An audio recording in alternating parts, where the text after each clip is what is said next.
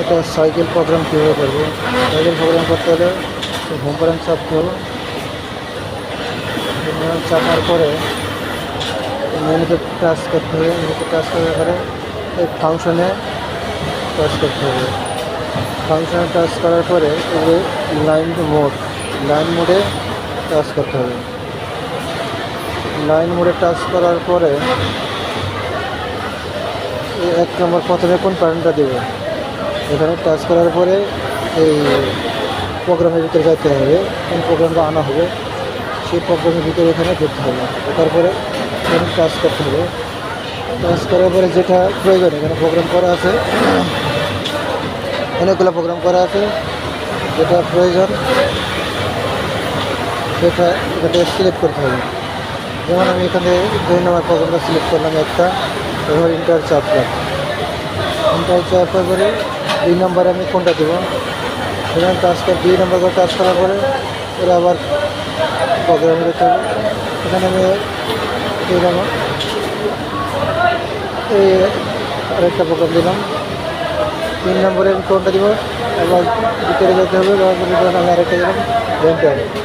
Enter দেওয়ার পরে এখানে সেভ হয়ে গেছে। এবারে আবার প্রসেস চাপ দিতে হবে, ব্যাগে যেতে হবে, এবার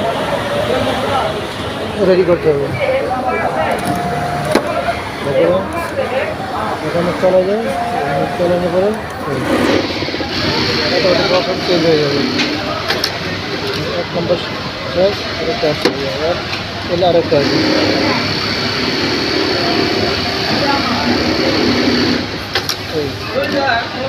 এখানে সাইকেল প্রোগ্রাম চেঞ্জ করতে হলে এই জায়গাতে সাইকেল প্রোগ্রাম দরকার নেই। এখন আমাদের চেঞ্জ করতে হলে এই হোম বাটন চাপতে হবে।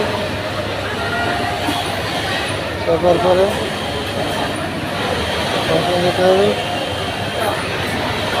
যাওয়ার পরে ক্লিয়ারে চাপ দিলে সব চলে যাবে।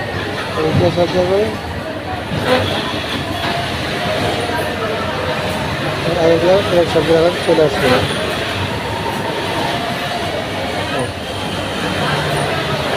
এখন সার্কেল বন্ধ, সমস্ত করেন এখানে আসবে।